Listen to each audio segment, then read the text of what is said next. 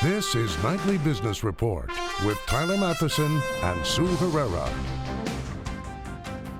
Hold on tight. Stocks slide, oil tumbles as China concerns deepen, and North Korea rattles global markets. Surprise subpoena. Chipotle's food safety issues are now at the center of a criminal investigation. You're hired. Private payrolls rise, a positive sign for the job market.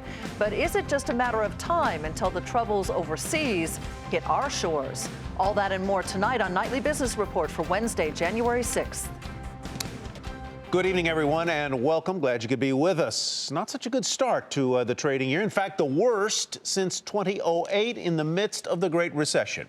In the past 3 sessions, the Dow Jones Industrial Average has lost about 520 points. North Korea adding to the growing list of geopolitical concerns after that country announced a nuclear test and claims to have successfully tested a hydrogen bomb.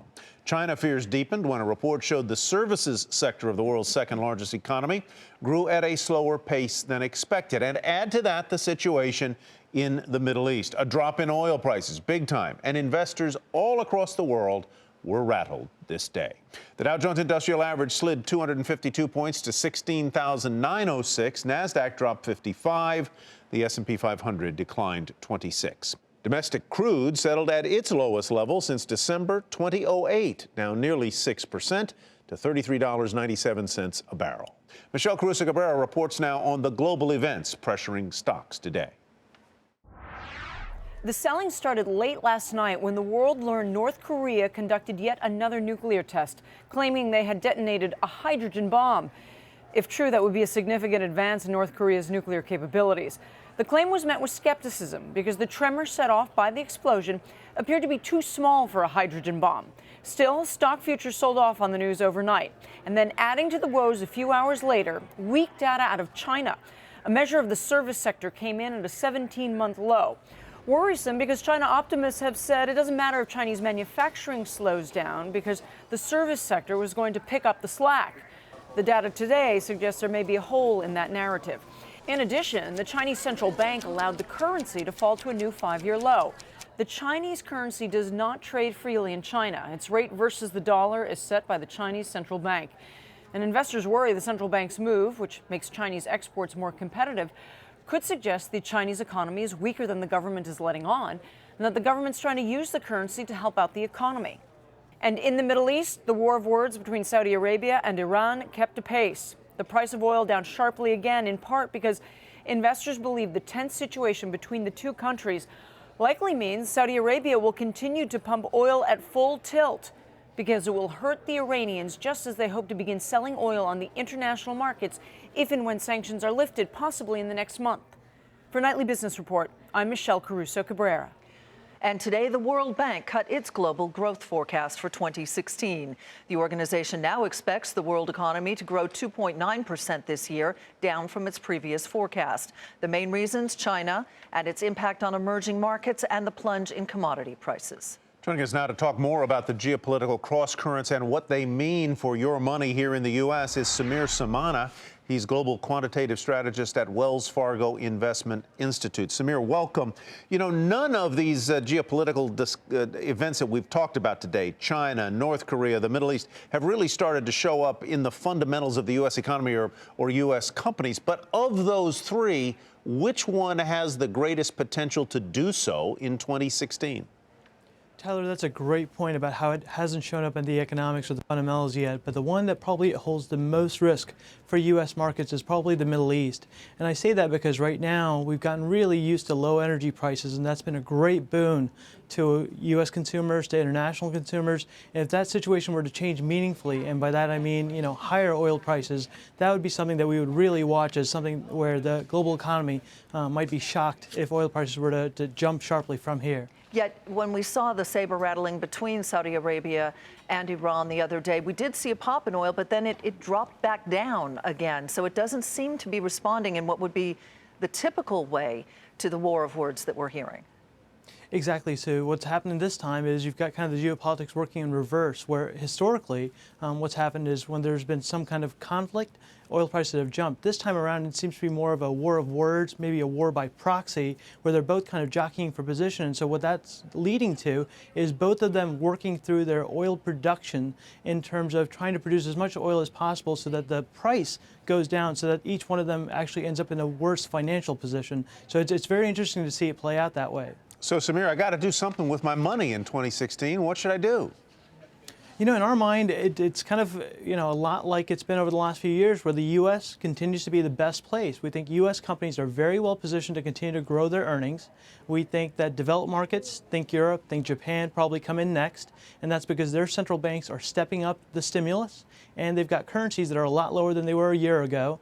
And then we think emerging markets are probably last. And then if you look at specific sectors, we think consumer discretionary, think restaurants, think home builders, think about information technology, again, what's going on with the cloud, innovation, et cetera.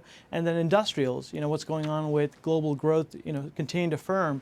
We think all of those sectors will continue to do well. All right, Samir, thank you very much. Samir Samana with Wells Fargo Investment Institute. Those plunging commodity prices we just mentioned are reverberating throughout the sectors today. CEOs from some of the biggest energy companies in the nation discussed the low price of crude, how it's impacting their firms, and where they think prices are headed. We're probably going to see $30 crude before we see $50 crude. And, we're seeing a downturn in the crude price today. It was off about $1.65. I think that's going to continue to put pressure on gasoline, and probably come down and probably be below $1.60 a gallon if this continues into the weekend. The fundamentals are bearish oil. There's 500 million barrels more oil in tank this time this year than last year. There's 100 million barrels more crude oil in tank in the United States. This is simply supply and demand. You have to be the last man standing in a commodity-based price business. And the only way that you can be the last man standing is to make sure that your cost structure is the lowest and your execution is the highest. Those CEOs were gathered at the Goldman Sachs Energy Conference in Miami. The drop in oil is considered deflationary. The Federal Reserve wants to see more inflation. And today, the central bank released the minutes from its latest meeting when policymakers raised interest rates for the first time in 9 years. As Steve Leisman reports, the decision for some was a close call. Minutes from the Federal Reserve's December meeting show that all Fed members agreed that the labor market and inflation data had shown that the committee's criteria for hiking rates had been satisfied. All members also agreed that future rate hikes would be gradual. However, for some members of the committee, that rate hike was actually a close call, and they say they're going to want additional proof that inflation is moving up towards 2% before they hike again. The Fed gave 4 reasons why rate hikes would be gradual. They include the idea that the inflation outlook is uncertain. Second, it allowed the Fed to assess inflation as they go. Third, the neutral rate, or the rate where unemployment and inflation are balanced where the Fed wants it to be, it seems to be right now around 0 and will rise only slowly. Finally, it's harder for the Fed to fight deflation, so it's going to err on the side of hiking rates more gradually rather than more quickly. In a CNBC exclusive interview, Fed Vice Chair Stan Fischer was asked about the Fed's median forecast that there would be 4 rate hikes this year, and here's how he responded. Those numbers are in the ballpark. But, the reason we meet 8 times a year is because things happen. And as they happen, you want to adjust your policy. Otherwise, we could meet in January and close down shop until a year later. But we have to react to incoming events, and we will react to them. Fisher said he saw continued uncertainty from around the world, including from China, and from the possibility that North Korea may have detonated a hydrogen bomb. But the committee, in the minutes in deciding to hike rates, said it saw global risk receding and expected some improvement from the global economy this year. However, the drag on U.S. net exports from a stronger dollar, they expect to be around for some time. Among the other lingering concerns was further dollar appreciation, persistent commodity weakness, and further difficulties out of China. But they did see some upside risks. including lower energy prices, spurring better consumer spending than expected. Ultimately, most in the market think the Fed will take a pause in January, not hike rates, and then reconsider the issue again in March if fourth quarter weakness that we've had, with GDP running only around 1.5% for the fourth quarter, turns around in the first quarter. For Nightly Business Report, I'm Steve Leisman in Washington.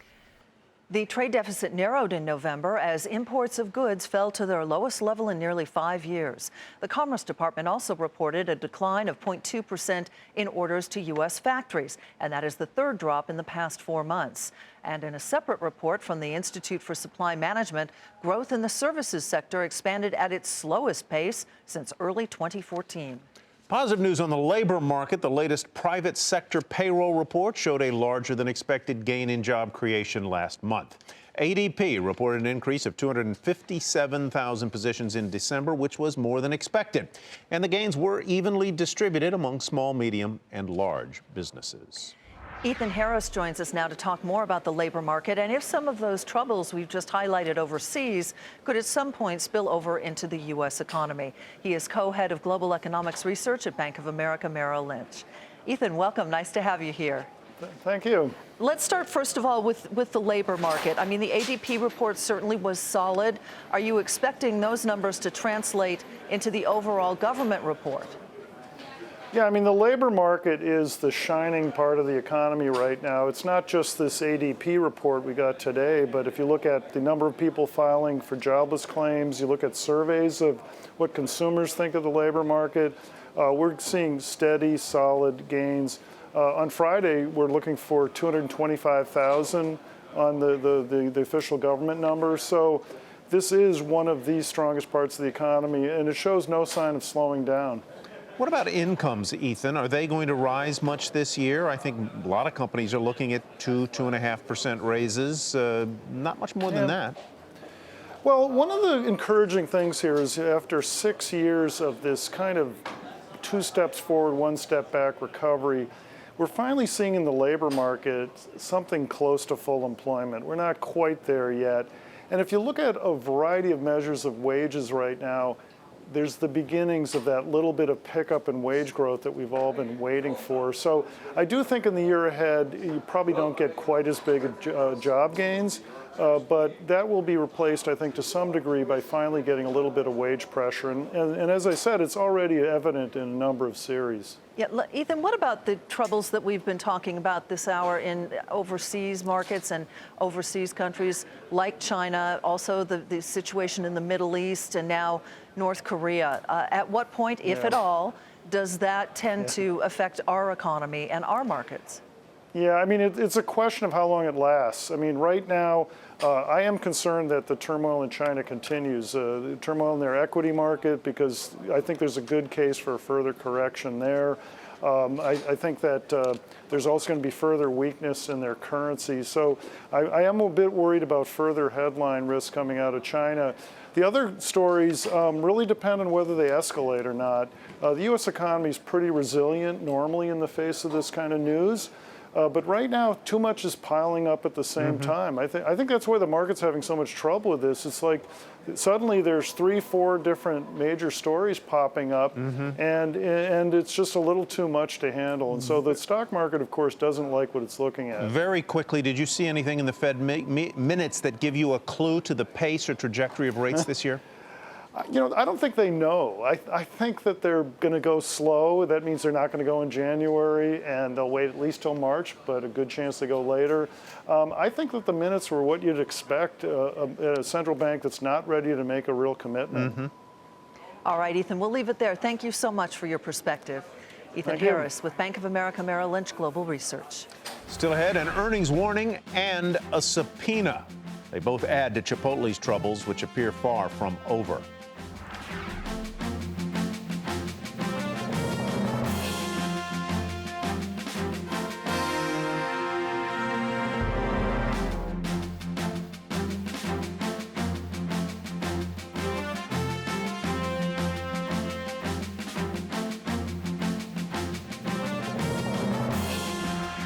A subpoena and a warning send shares of Chipotle lower. The company still reeling from food safety issues, reported a big decline in December sales, much bigger than expected. Also gave a weak fourth quarter outlook for both sales and profits. And to top it off, Chipotle said it was served a grand jury subpoena in California. That all sent shares down nearly 5% today. Look at the slide. It is off 40% during the past 3 months. Jane Wells with more now on what's ailing Chipotle. When it rains, it pours, and bad news for the restaurant chain whose motto is food with integrity. But it turns out the biggest surprise in Chipotle's release today involved an incident here in Southern California last August, which didn't get a whole lot of attention. It was an isolated outbreak of norovirus at a store in Simi Valley, which sickened over 200 customers and employees, allegedly after an infected employee came to work. We have reached out to the U.S. attorney here about why a federal grand jury has subpoenaed Chipotle in a criminal investigation, what documents it's looking for. Chipotle saying it is fully cooperating. That August incident has been followed by well-known outbreaks of E. coli and another norovirus incident in Boston, and those have really hurt sales. Chipotle now estimates same-store sales for the fourth quarter will be down over 14%, its first drop since going public. Sales plummeted as much as 37% during 1 week in December. At the same time, though, it plans to buy back a lot more shares. In December alone, Chipotle repurchased over $200 million worth of shares, though at prices almost $100 higher than where they are now. So, what should investors do? A lot of analysts say wait and see, which seems to be what a lot of customers are doing. Telsey Advisory Group says, quote, the silence in Chipotle's dining rooms is deafening.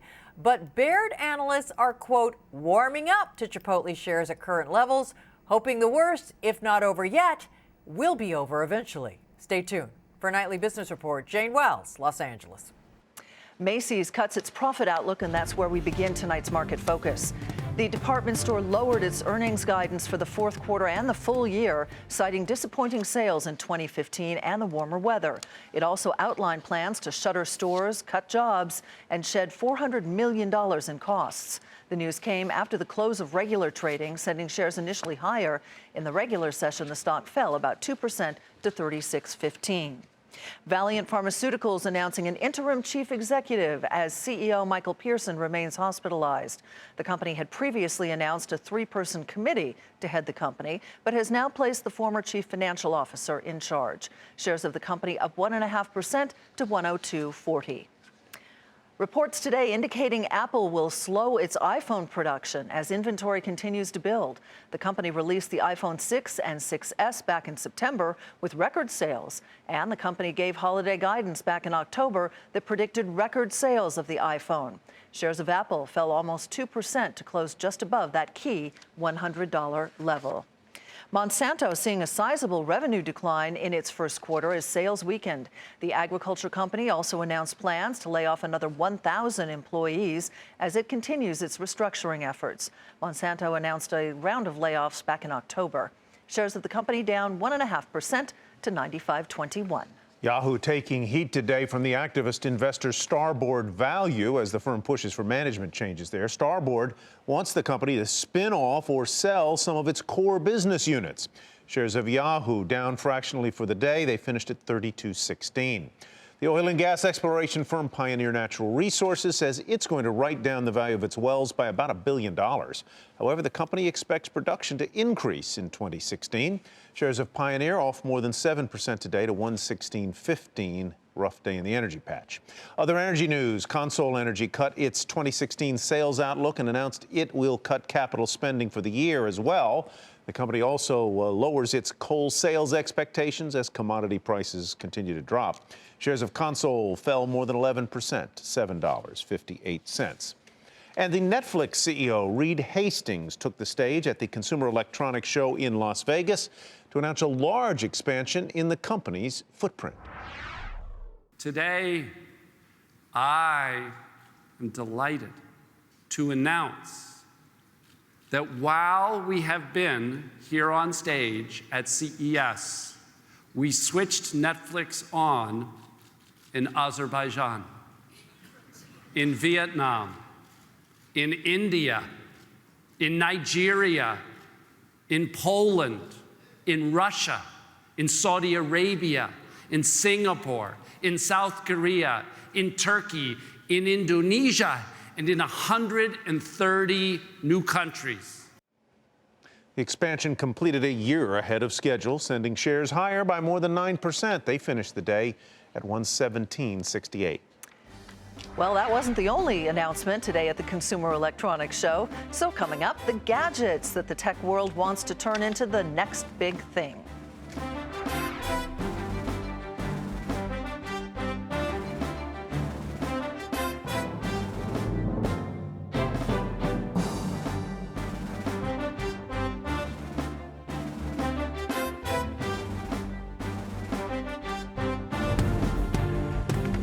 Here's what to watch tomorrow. Initial jobless claims due out. It is the last piece of labor market data ahead of the big Friday employment report. Two Fed presidents will speak. They include Chicago's Charles Evans and Richmond's Jeffrey Lacker.